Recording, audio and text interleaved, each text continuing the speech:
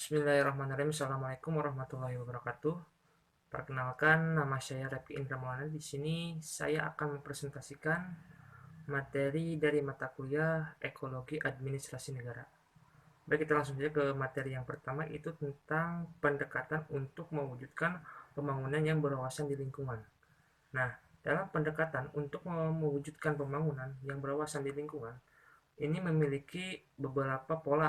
Ada 3 pola. Yang pertama adalah pola pendekatan filosofis, yang kedua pola pendekatan ekologis, dan yang terakhir itu adalah pola pendekatan psikologis. Nah, untuk pola pendekatan filosofis ini merupakan salah satu manusia dalam bentuk subjek, karena ini merupakan pelaksana pembangunan. Manusia adalah objek pembangunan karena hasil pembangunan pada hakikatnya itu penting manusia. Artinya, manusia harus melakukan pengelolaan lingkungan yang bijaksana, rasional, cerdas, dan bertanggung jawab. Untuk pola pendekatan ekologi sendiri di sini dibagi menjadi 2 ya. Yang pertama adalah sikap teknokratis, yang artinya di mana secara umum itu keterampilan untuk menguasai sesuatu. Sikap teknokratis ini pada intinya merampas dan membuang alam dan mengambil semua yang diperlukan untuk kehidupan manusia. Mungkin bisa diberi contoh, misalnya seperti penebangan pohon untuk dipakai membangun rumah, gitu ya, atau kebutuhan lainnya untuk bertahan hidup, gitu ya. Dan yang kedua itu adalah B, sikap dikotomis ya, sikap dikotomis. Berarti melihat dan menempatkan lingkungan terpisah dari kehidupan manusia. Sudut pandang kepentingan sikap ini akan memunculkan perilaku yang tidak peduli terhadap lingkungan, bahwa lingkungan adalah tempat dan sumber daya. Itu. Ya. Dan yang ketiga adalah pola pendekatan psikologis. Pada hakikatnya, pembangunan berkelanjutan merupakan aktivitas memanfaatkan dan seluruh sumber daya untuk meningkatkan kualitas hidup dan kesejahteraan manusia. Itu. Intinya adalah bahwa melalui pendekatan psikologis ini diharapkan mampu memunculkan pemahaman bahwa antara manusia dengan alam memiliki hubungan yang tidak dapat dipisahkan, sehingga proses pembangunan tetaplah memperhatikan kelestarian lingkungan. Gitu. Ya, oke. Selain pendekatan, juga ada faktor-faktor ekologis dalam administrasi negara. Ya, faktor-faktor tersebut adalah faktor-faktor yang beraspek alamiah dan faktor-faktor yang beraspek sosial kemasyarakatan. Faktor-faktor yang beraspek alamiah itu ada faktor lokasi dan posisi geografi. Pengaruh lokasi dan geografi ini terhadap administrasi negara menyebabkan negara kita Indonesia menjadi negara kepulauan. Gitu. Diperlukan juga perangkat administrasi yang mampu melindungi bangsa Indonesia seperti Departemen Hankam, Departemen Perhubungan, Departemen Dalam Negeri, dan Departemen Luar Negeri. Dan selain itu juga ada faktor keadaan dan kekayaan alam. Pengaruh keadaan dan kekayaan alam terhadap administrasi negara. Negara-negara yang berkembang pada umumnya belum mampu menggali sumber-sumber kekayaan alam, baik berupa modal maupun tenaga ahli. Selain itu ada yang terakhir itu faktor keadaan dan kemampuan penduduk. Dalam melihat pengaruh keadaan dan kemampuan penduduk terhadap administrasi negara, perlu memperhatikan hal-hal berikut. Pertama adalah jumlah penduduk. Kelahiran yang tinggi menyebabkan masalah. Dan yang kedua adalah distribusi. Jumlah penduduk Indonesia pada tahun 2018 itu mencapai 260 juta jiwa. Dan yang ketiga adalah komposisi umur. Menurut kelompok umur, penduduk yang masih tergolong anak-anak 0 sampai 14 tahun mencapai 70,49 juta jiwa atau sekitar 26% apabila dilihat dari persentasinya. Dan total populasi yang masuk kategori usia produktif itu ada 14 sampai 64 tahun. Tuh, 179,13 juta jiwa atau apabila dilihat dari presentasinya itu adalah 67,6%. Dan penduduk usia lanjut 65 ke atas itu sebanyak 80,89 juta jiwa atau 5,8%. Yang keempat adalah penghasilan penduduk. Pendapatan rata-rata per kapita atau rata-rata orang Indonesia itu berkisar senilai 5,989 juta per tahun atau sekitar 4 juta per bulan. Pendapatan per kapita orang Jepang itu adalah 460.800 juta per tahun atau sekitar 38 juta per bulannya. Secara umum, Indonesia termasuk dalam kategori penduduk berpenghasilan rendah. Dampaknya terhadap administrasi negara adalah kurang mempunyai penduduk dan perekonomian nasional dalam mendukung beban pajak untuk membiayai administrasi negara yang dimana berupa gaji pegawai, sarpras, program-program yang direncanakan. Dan yang kelima, ini adalah tentang tingkat pendidikan. Statistik pendidikan Indonesia, angka partisipasi murni atau APN siswa di Indonesia itu diantaranya adalah SD atau MI sekitar 92,43%, SMP atau MTS 70,73%, SMA atau MA itu sekitar 51,35%, PT atau perguruan tinggi itu 13,28%. Secara umum dapat dinyatakan bahwa rendahnya tingkat pendidikan Indonesia berdampak terhadap administrasi negara yang dalam arti sulitnya mendapatkan sumber daya yang berkualitas. Dan yang terakhir itu adalah tentang kesehatan penduduk.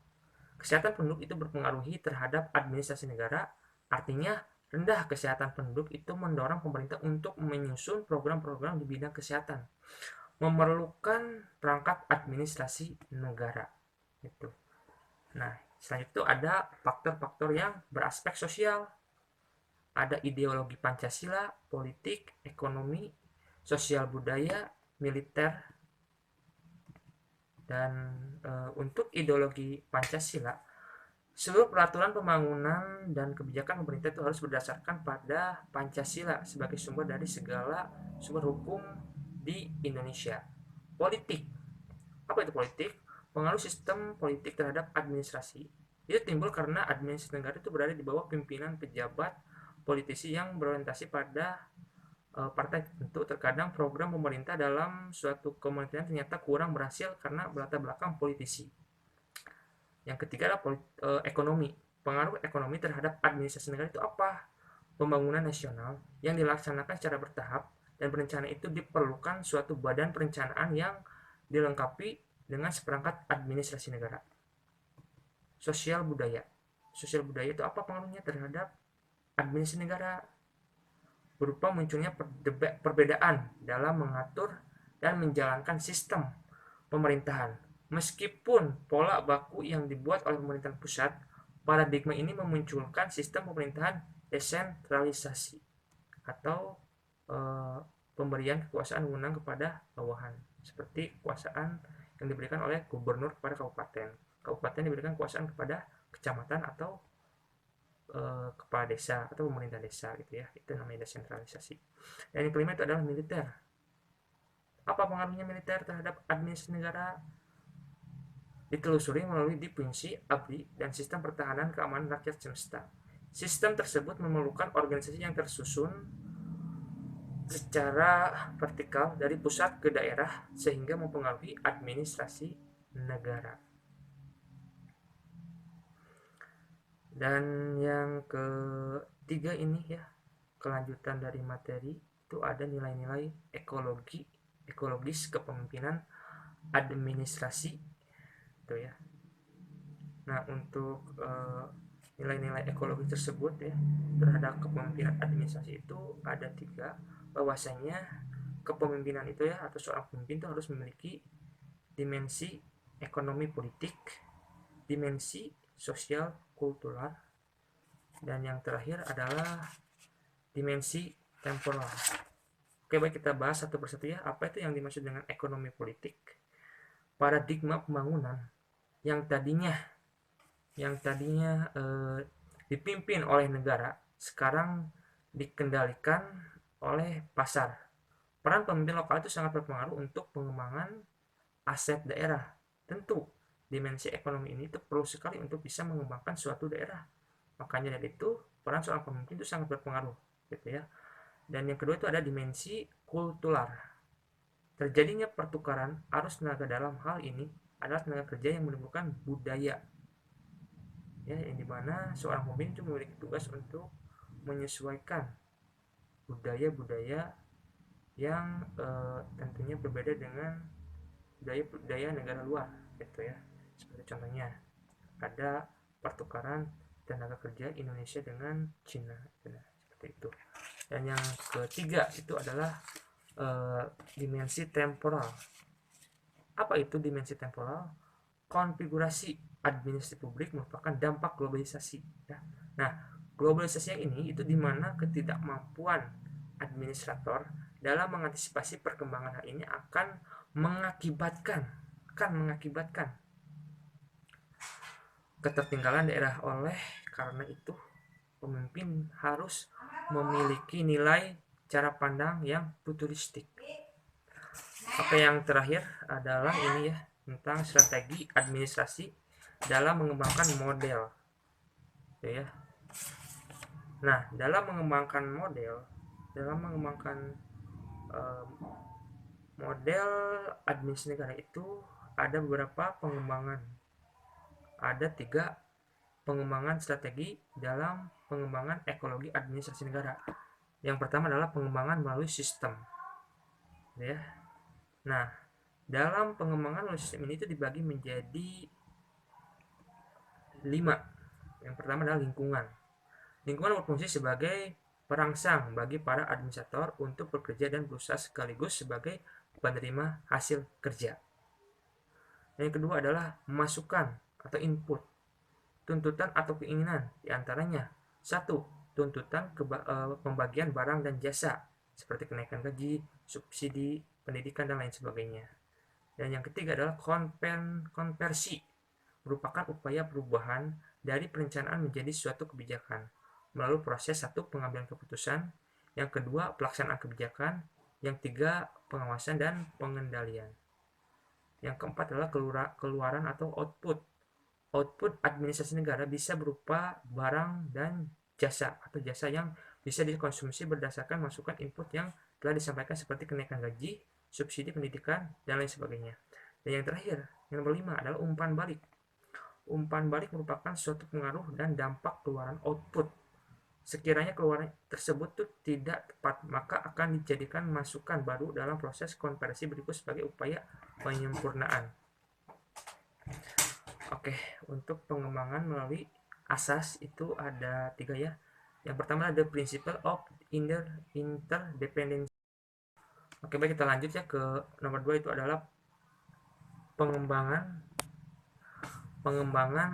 melalui asas. Ya. Ada the principle of interdependency. Hubungan antar manusia, hubungan manusia dengan tumbuhan, hubungan tumbuhan dengan hewan. Yang kedua adalah the principle of change. Setiap yang hidup akan berubah. The principle of evolutionary. Semua perubahan berlangsung secara bertahap, gitu ya, dari 1 sampai 10, gitu ya. Perubahan tentu harus bertahap, tidak ada yang tidak bertahap, gitu ya. Konsepnya harus jelas, itu kayak gimana, gitu ya. Dan yang terakhir, pengembangan melalui model agraria dan model industria. Itu ada 2. Model agraria adalah suatu wilayah atau suatu pemerintahan yang tentunya masih mengandalkan masih mengandalkan alat-alat zaman dulu atau masih menggunakan alat-alat tradisional, atau bisa disebut dengan masih menggunakan atau masih dalam kehidupan yang tradisional. Seperti contohnya ya, sawah itu masih dibajak dengan kerbau, gitu ya, bukan menggunakan traktor, gitu ya. Nah, itu adalah model agraria. Dan model agraria ini tentunya di mana suatu negara ini dipimpin oleh suatu kerajaan. Contohnya ya Brunei Darussalam, Arab Saudi, gitu ya. Nah, untuk model industri ya, di mana suatu pemerintahan ini menerapkan sistem teknologi dan mengikuti suatu perkembangan zaman, gitu ya. Nah, di mana model industri ini sering terjadi pada negara-negara berkembang. yang dimana negara tersebut tuh contohnya seperti Indonesia dengan Jepang, Korea Selatan, dan lain sebagainya. Oke, baik, mungkin itu yang bisa saya sampaikan terkait dengan presentasi dari 4 materi yang telah dipelajari selama saya mengikuti semester pendek di mata kuliah Ekologi Administrasi Negara. Sekiranya mungkin sekian yang bisa saya sampaikan. Terima kasih sebelumnya. Billahi taufiq wal hidayah. Wassalamualaikum warahmatullahi wabarakatuh.